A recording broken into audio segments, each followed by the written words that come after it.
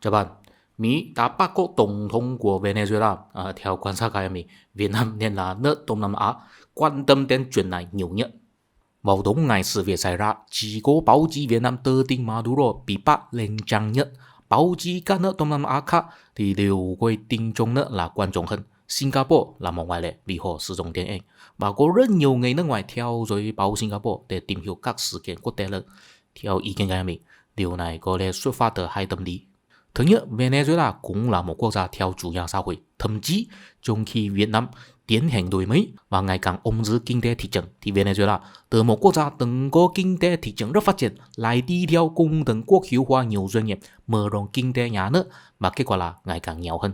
Có lẽ điều này khiến người Việt Nam hiện nay có cảm giác sâu sắc về Venezuela, giống như nhìn thấy một người bạn từng cùng nhau phấn đấu vì một lý tưởng chung, nhưng sau đó mỗi người đi một con đường khác nhau, dẫn đến những số phận khác nhau. Cảm giác sâu sắc này cũng có thể thấy rõ trong sự đồng cảm của người Việt đối với Cuba. Thứ hai, khác với nhiều nước Đông Nam Á, Việt Nam chưa quen với việc chấp nhận rằng nước Mỹ là ông trùm, phương Tây là tầng lớp thẩm liễu và các dân tộc trên thế giới này không bình đẳng với nhau. Người Việt rất bức xúc vì Mỹ đã bắt nạt Venezuela, bất chấp luật quốc tế, chỉ làm cường quyền không có công lý. Cùng mình tin rằng với đại đa số người Đông Nam Á ngoài người Việt ra, mặc dù Mỹ bất chấp luật quốc tế nhưng Venezuela lẽ ra phải tự biết mình nặng nhẹ bao nhiêu.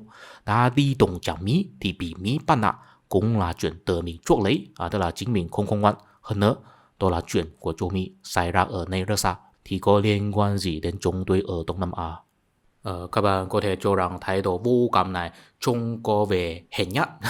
Nhưng mình xin nhắc các bạn rằng lần này Mỹ tấn công Venezuela chính là một bước chuẩn bị cho việc Mỹ trong tương lai thực sự thể hiện chủ nghĩa biệt lập.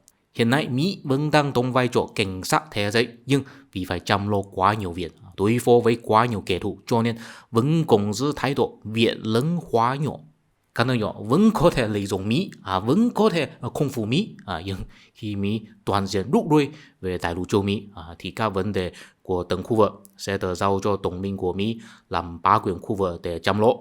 Ví dụ Đông Á sẽ giao cho Nhật Bản, Đông Nam Á sẽ do Nhật Bản và Ấn Độ cùng chăm lo. Những bá quyền khu vực này khi chăm lo khu vực của mình sẽ không còn giữ thái độ khách sáo, việc lớn hóa nhỏ nữa, bởi vì khoảng cách cần cảm xúc dễ bị kích thích. Họ sẽ dễ thiên về dùng biện pháp cứng rắn để đối phó với những nước nhỏ không nhẹ đấy, giống như Mỹ nhìn và đối xử với các nước nhỏ trong châu Mỹ vậy. Vì thế, trong tương lai, nếu những nước nhỏ không biết hạ thấp tư thế để tồn tại thì sẽ phải trả giá rất đắt.